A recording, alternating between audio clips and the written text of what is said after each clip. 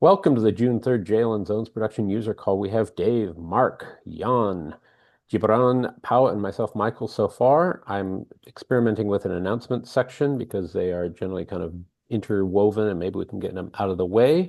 BSD Can is right around the corner. There is still time to attend. I'd love to see you there. It has a great lineup of talks and people.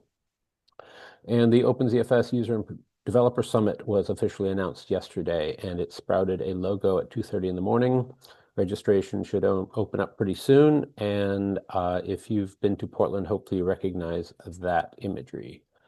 And in doing that at like 2 to 3 in the morning, I realized that my volunteering to work ratio is like terrifying and concerning. So if you are able to help out, you can help out this effort at bsdfund.org. I'll throw an org in there, .org. And Dave, you are looking for Go help. What could you use assistance with? Yeah, so two things. A little bit of background. One of them was a specific bug which I'm starting to look at now. In our Podman networking, when we have IPv6 dual stack containers, the created firewall rules are just wrong. There's IPv6 bits mixed in with IPv4 bits, and I'll probably figure this out myself. It's just a matter of digging through and rearranging stuff. A larger thing is the Podman stack in general could really benefit from some FreeBSD specific stuff for networking. And typically the way we organize jails is we set up the networking in advance with some sort of script or tool or thing that does it, like Daniel's NetBuddy plugin. And when we do this with Podman, we allow Podman just to do all the networking stuff itself. But what we'd really like is to say to Podman, here you go, here's the FreeBSD thing I already have from my jails, please use that instead. And we might want to do, two or three examples. We might want to provide it with a VXLAN IP.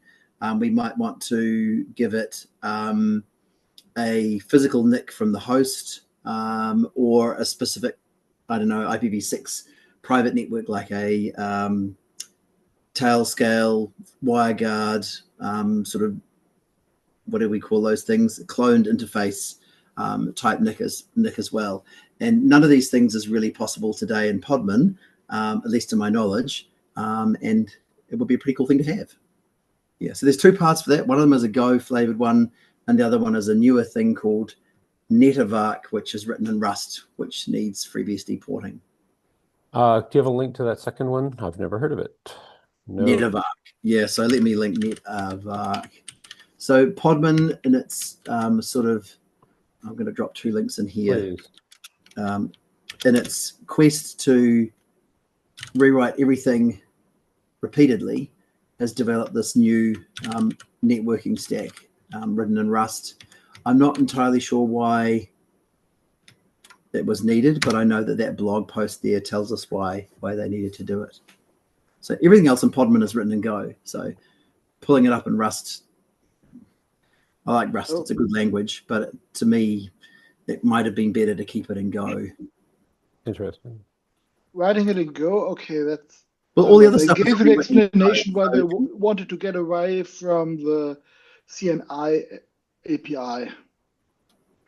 I'm not saying that it makes a very strong argument because the overhead is there, but a bit contrived in my opinion, given the startup times of most containers. It's more like don't write shitty CNI providers. Mm. Anyway, they've explained why in the blog post, which is basically we want better IPv6 support and we want to be able to support containers that live in multiple places.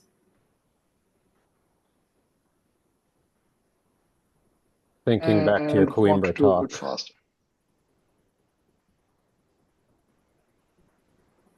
Yeah, but the CNI stuff today is all in Go, and we can sort of work on what we have here. Does this NetAvark even compile on FreeBSD?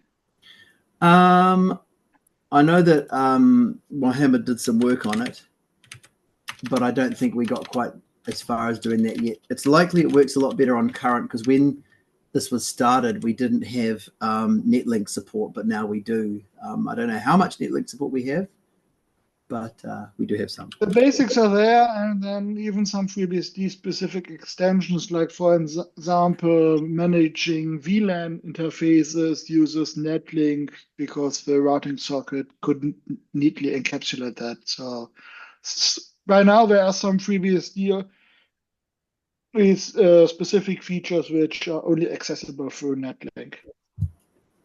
Yeah, I don't know yet. That I don't think we have any actual code yet to look at that's been ported to FreeBSD. Yeah. Cool. Is Podman a Red Hat project? Red Hat Yes, project. it is. It is. Oh boy. They It's are a very good one. fascinating stewards. Okay, cool. It's much more standards compliant oriented than the Docker sort of thing. So that was kind of we had these in the dawn of the container age. We had Docker, whose strategy was innovate so fast no one can possibly keep up, and it sort of held its place as the de facto standard. And then Kubernetes came out of Google's Borg system and slowly muscled its way in to being the de facto approach for Kubernetes. And that's when everyone started to standardize around the open container formats, wresting them away from Docker by sheer market leverage. Cool. That was quite the analysis. Yeah, well, it was brutal. It's like it was a war in plain sight. Welcome, Craytonian. Okay, cool, Dave. Any other, while you have the floor, do you have any other just broad OCI container news, particularly around, say, 14.3? No. So it's all flat out for 14.3, and I've done what I can to improve things there. And I expect with 14.3 we'll come out with a lot of stuff to roll back into 15.0. I'm looking forward to 15.0. Me too. Welcome, Pao. I'm going to put you on the spot ever so briefly. You need not respond. Do you have any topics to discuss while we're at it? Perhaps it's one of your first calls. Sorry, I was just hopping in. I was just curious. Yeah, what you working on? Sorry, can you guys hear me? Yes, absolutely. Are Okay, you working yeah. on anything fun? No, I'm on the Google Summer Code. I'm working on Oh, the cool. extended file system, doing some journaling there. Oh, awesome. Nice Yeah. stuff. I saw Do this you have event a- on the Discord, so I was just Cool. hopping Do you have a on. link to that project? I might. Let me search for that. Yeah. I can drop it in the chat. Yeah, please. That's exactly where it should go. Okay. Great. And what will that file system work achieve?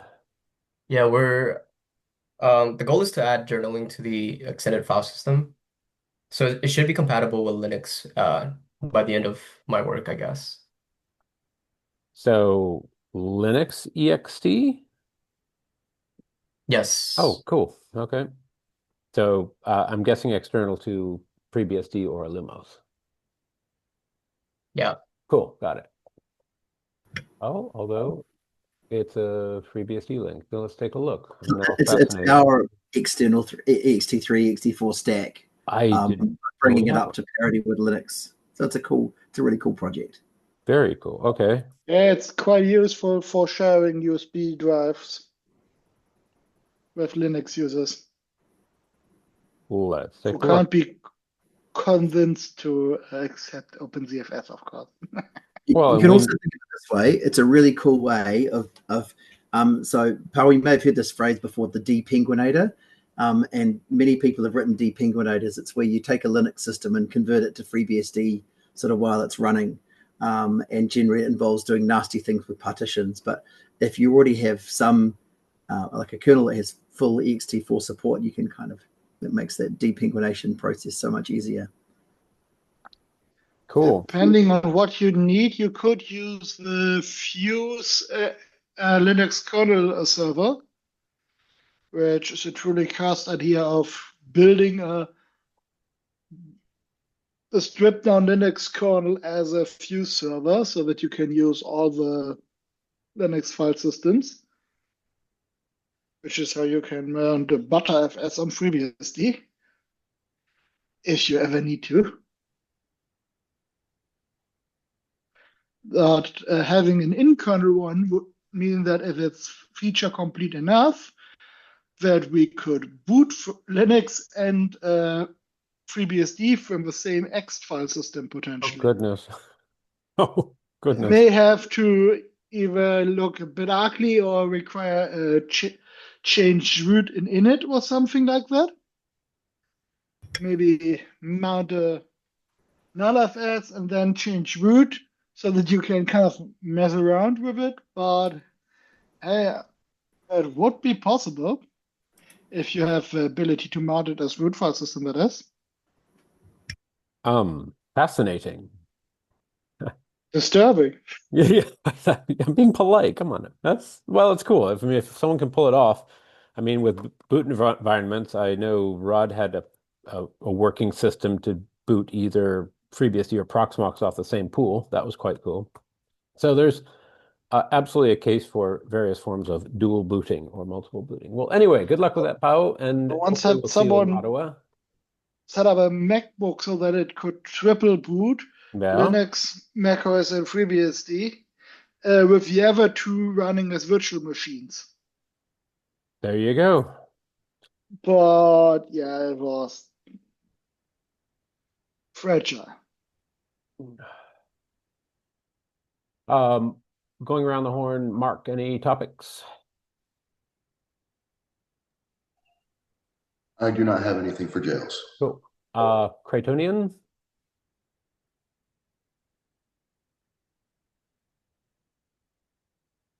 So before the recording, we looked briefly at escape mitigation, which has been a theme for the last month or two, and it looks like OpenBSD has announced some open at progress and what was it? Under or something? Underscore below. Below, that was it. Below, under. Yeah, there we go. Boom. Is there a public discussion on, say, developers' concerns on how this may not address issues on FreeBSD?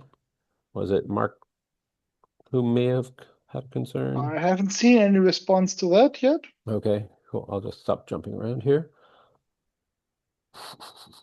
And what is their motivation over in OpenBSD land? Let's see. The family system goes really open. Useless in practice, rarely used.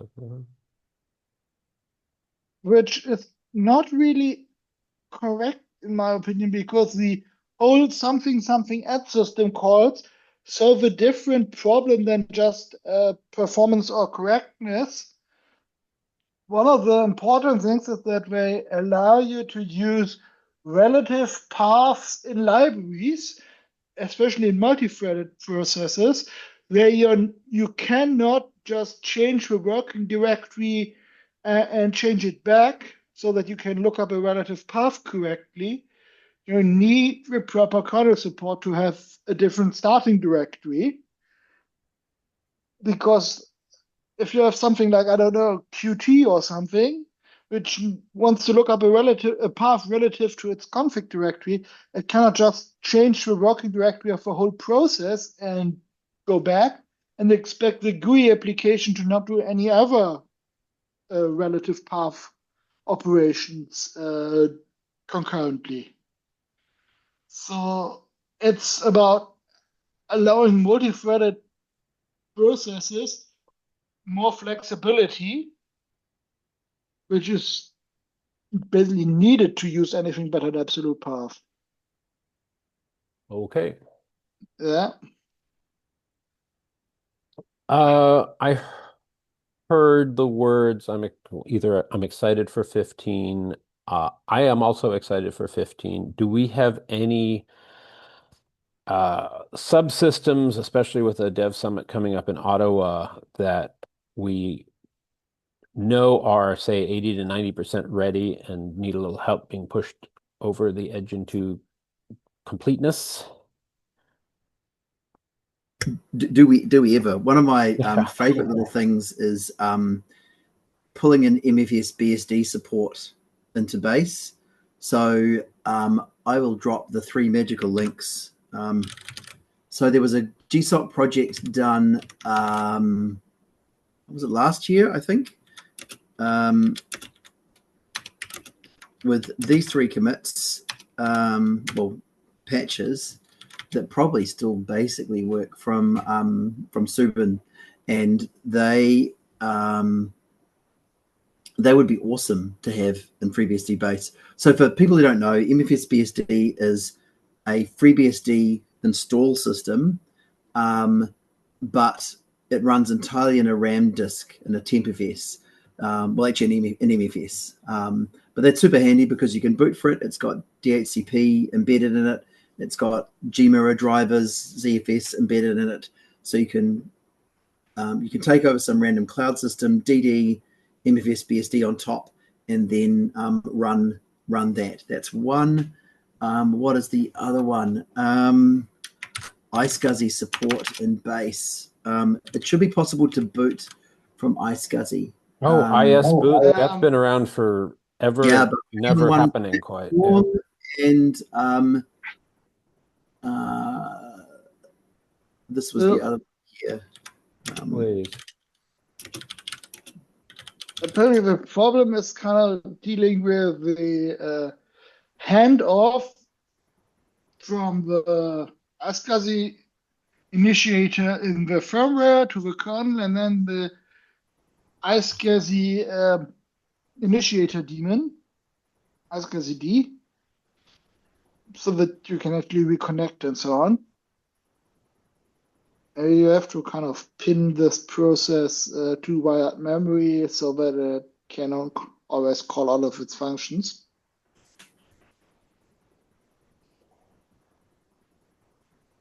Anyway, so both these things are really interesting. The iSCSI support in particular would be my ideal rescue system, because you can drop something like iPXE into a UEFI partition on almost any server, and then you'll be able to boot your preferred FreeBSD tool set onto your system to do any repairs and stuff like that. Yeah. What would be really neat is if you could boot via IPXE's HTTP boot, which isn't as slow as the alternatives, load a big kernel with an MFS image inside of it, and then reroute into whatever you want from there, and later drop the embedded MFS so that you could drop the reclaim the memory. They destroy the MD device and regain the memory. So then it's you don't have a gigabyte or so of lost wired memory. I've done HTTP boot before on FreeBSD, and it's a bit flaky. It works on some systems and doesn't work on others. The workaround for that apparently is to use your PXE bootload to chain boot into IPXE, so that you kind of boot the few hundred kilobytes of IPXE via PXE. Really? So that you get out of your buggy crappy firmware from 20 years ago. BFI network stack to theirs, or GPXE, whatever is the still maintained one.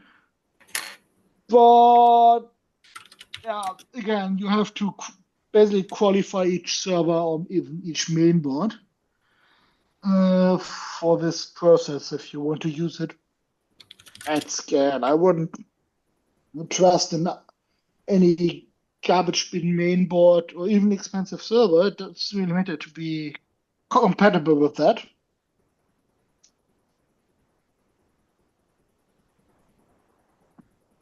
Yeah.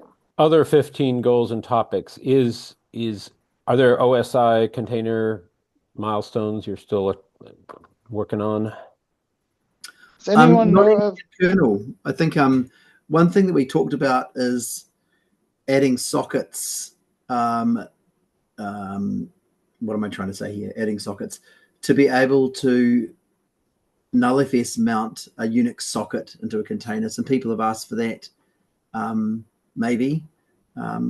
I don't have anyone who's interested in who needs that or is interested in doing the code yet. It shouldn't be that hard because there is a check in the nullFS driver where it tests if the mount point is either a directory or a normal path. Basically, checking if dir or via what is the type for normal file. Yeah. vnode, I think. Yeah. I've seen that line where it checks if it's either of those two. You could try to just allow a socket and that the code and see what happens. It could be as simple as but it would be a bit annoying is that because the mount point has to have the same file to that you kind of have to create a stale socket as a mount point. This is kind of the problem is what do you do when the other end disappears? Yeah, that's the other problem. Reconnecting it is no question, but just making it work once and so that if the server dies, it would be nice to be able to, for example, mount the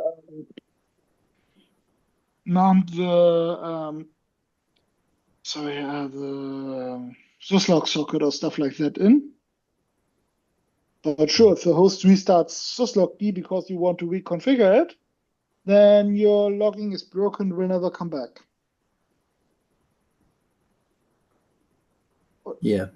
From a jail perspective today, it's much easier just to use UDP from the jail.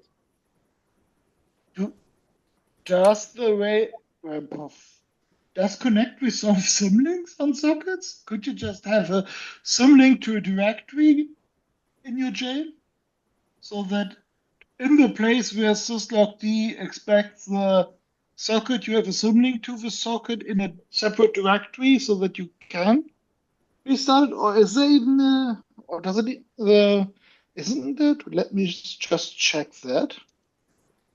There you go. So while Jan is digging for that other link, the HackMD link I dropped see it. I opened it elsewhere. The official or semi-official 15.0 updates in here. Cool. No, so the logging socket is in var run and not in the subdirectory. So unless you want to make some kind of hackery with all of var run, you can't do it. This is the document I was searching for, yeah. Great, thank you, Dave. ARM64 Beehive. I have handed nearly all of my modern ARM systems to a retired person here in Oregon, and hopefully I'll have a report by BSDCan. Yes, Jan, what did you see? So in the completed section, we have the NVMe over fabrics via TCP. So basically, it's John's work, no? The other thing is but I think it's also in 14 stable. It's socket splicing. Even if it's so far, I think only between TCP sockets, it's still useful to have. So socket splicing right now is implemented only for TCP, as you can see in this commit message. Is a way you can connect two TCP sockets in the kernel up to a certain number of bytes or a timeout, which is really useful if you have something like a Nginx reverse proxy, HA proxy, where you have two TCP connections and you're basically only forwarding once you've rewritten the headers, the HTTP body, or you inspected the beginning of a TCP connection to do an SNI-based demultiplexing, and now you have two TCP connections you want to stitch together. You can do that. Cool. and the packets will efficiently flow inside the kernel without ever going up and down over user space proxy. Saves lots of context switches potentially and copies. Yeah.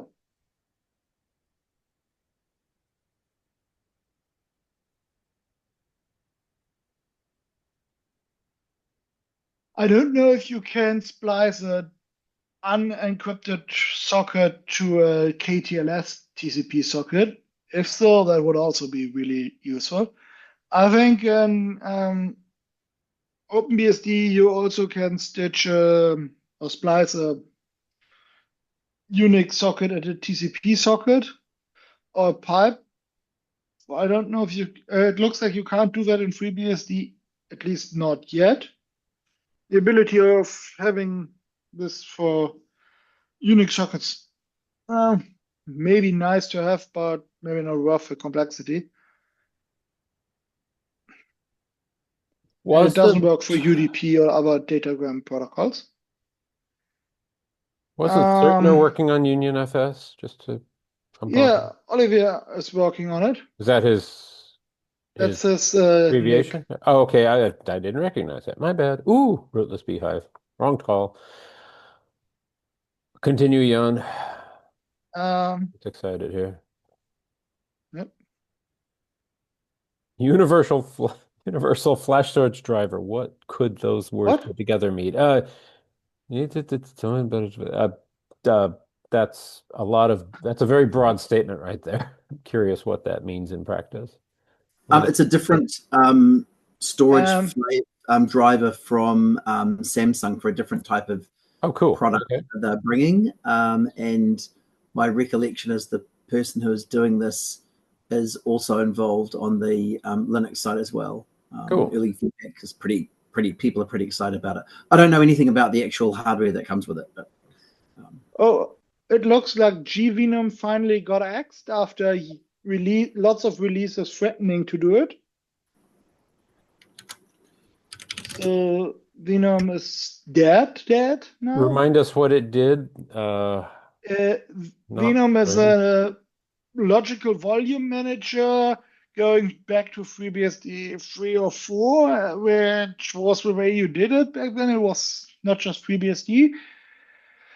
And when Geom was introduced, it was kind of partially rewritten, never truly finished. Only the basic stuff worked, more or less glued together. And yeah,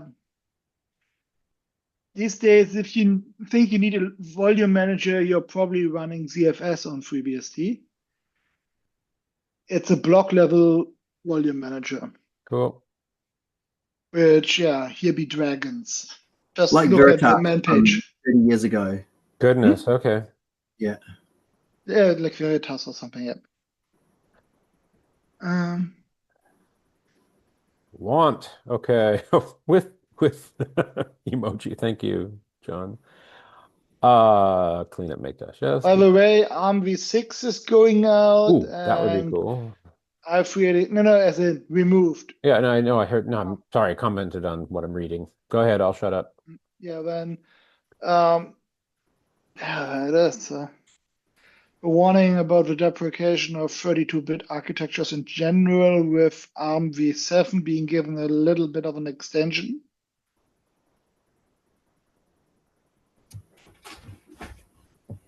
I think copy file range and install, move, and copy utilities has made it to 42 already, but it was developed in 15 current first, of course. Dave, should your name be in proximity of this, more container support, which is also really vague? No, it's all good. I don't need my name on more stuff. Yeah, but so far there has been no revocation on the BSD install promised by Colin that we will have BSD install support for package base in 15. There is a GitHub repository for a YOLO kind of migration tool. which has been brought up in the calls.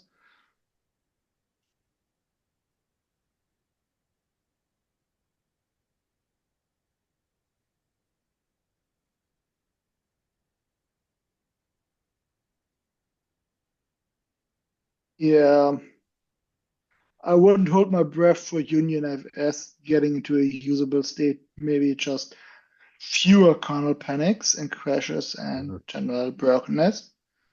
X candidates. Oh, is this what you're referring to? Oh, Firewire. Bye-bye. Yeah, Firewire is going out. Though it's on PowerPC Yeah. right, left, and center. So there's that. Oh, timing. Okay. Oh, Yeah, but PowerPC. it's a whole protocol stack and so on.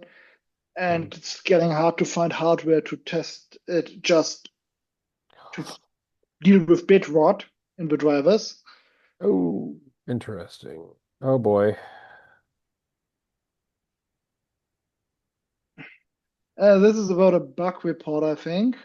There's some thing funky with the timer interrupts.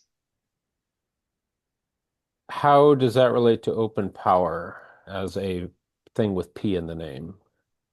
Hmm? Well, there's PowerPC Max, Yeah, there's yeah. open power. This is Which of the basically powers are which? the G5 is basically a Power 4 Huh. SIMD unit glued on. And so would there still be a platform that is supported, or are they And all out the click door? on the bug report. It's Yeah, that's right. this is mentions a performance regression. I see. Unless there's a long discussion in there which I've overlooked about removing this. Yeah, and the report was that it's on 13 and 12 worked better. I I see. think last I tested it was 10 or 11 when I Well, had one lying around. would open power survive, or would that get axed along I with it? think so. Dave, But maybe you I'm not know? seeing any argument so far. So people are trying to bring back up better support for open power, but Right, but is open power represented in one of these powers? there's nothing actionable here. It's just a bug report as I I see get it. that. Well, to fix it? There's no Oh, name okay. next to it. There's no proposed Under thing. X It's just candidate. yeah, it's just Well, X candidate. Okay, got it. Just checking. Oh Asking no, for a the voodoo friend. GPU support is going away. No. How will I run? I don't know. 3DFX games on FreeBSD. Anyway, fascinating. Didn't know we still had those. Oh, yep. Bye-bye FreeBSD update. Legend. The NIST server is apparently moving into ports. Cool. So that the ancient NIST server version we have in base, but guess that's yeah, okay. Then T-Arc is a very old, I think, ISA SCSI card, which yeah, no wonder nobody wants to maintain a driver which you won't find a slot for on a system which is still can be equipped with enough memory to boot FreeBSD 15, basically. Yep. So that said, with the Dev Summit coming up in what? Yikes, a week. Looking at a list that just happened across my desk. Dave, it looks like you will not be able to attend. Which one is that, sorry? Oh, BSDCan Dev Summit. No, I haven't. Okay. Does anyone have topics to raise there? Because this will probably get quite a bit of attention in a week. Unanswered questions. I don't know, things that need a little love again to get across the finish line with regard to jails and containers and you name it. And by the way, Dave, are you safe? Are you comfortably interchanging jail and container, or is there a Venn diagram of when a thing is a container, when it's a jail? Obviously, jail is FreeBSD specific, but can we be loose with the terminology, or do absolutely we extremely precise? sloppy. Okay. Sloppy AI slop. Yeah. AI slop, right? For Okay. me, it's real Jail slop. simple. Container means we did it with the OCI spec, the runtime, and jails is both an encompassing term for it's all really jails underneath, but also native jail runtime and context. Yeah. Native. What would your when will you personally specifically say jail rather than container? Like anything non-OCI? Yeah, non-OCI stuff, so traditional jails, I guess. Yeah. But it's all jails anyway at runtime. So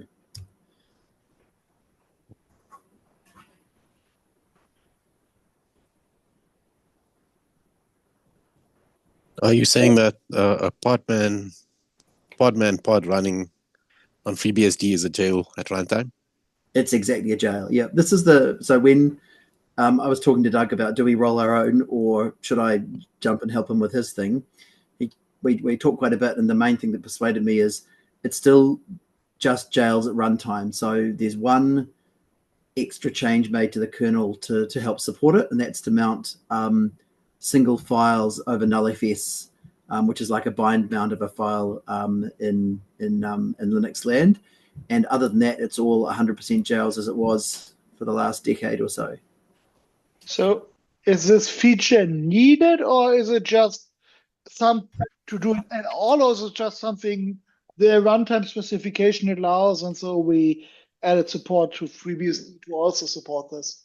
Specifically, we need it. So by default, Podman doesn't use DNS to tell container one that container two is called eclectic penguin or So it just mounts the host, panda. host. And it literally nullfs mounts in an etc hosts file into each container, which contains the list of containers it needs to know about instead of DNS. Yeah, that's and there's another one for resolve.conf does the same thing, and there's another file called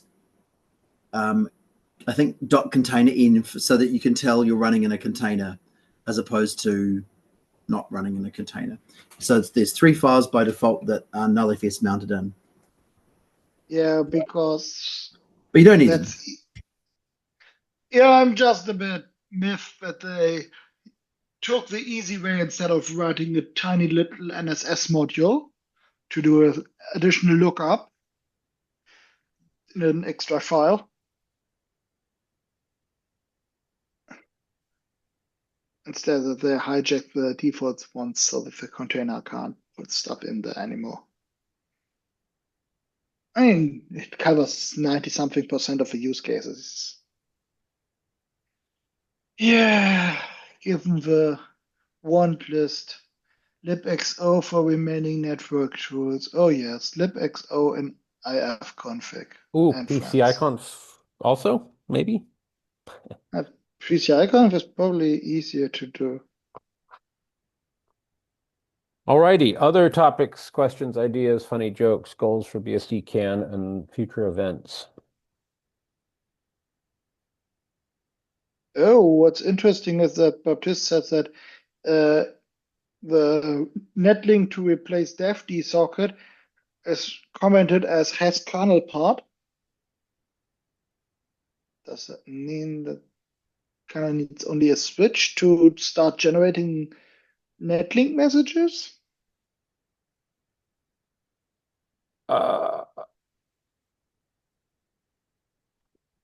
Okay, along the lines of Dave's question about Go help, I just received a question. Know anyone with access to an IBM Z16 or Z17 mainframe?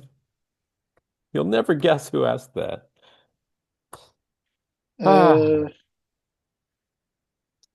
Eva? That's a very good question. Probably under her desk. I don't know. You never know. So maybe the question is, how else do people heat their houses in winter? I don't know. Exactly. That's fairly recent architecture, so it's not that inefficient. If you need what it does, it is. Of course, you wouldn't want to use it as your desktop.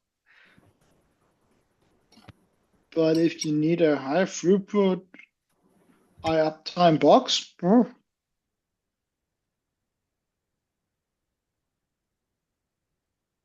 Anyway, other topics. It's your call, not mine. Mine. Nothing this week for me. So, would anyone like the honors? Like and subscribe, everyone. Thank you, Jan. Thank you, everyone. See you perhaps tomorrow for the Open ZFS call. Take care.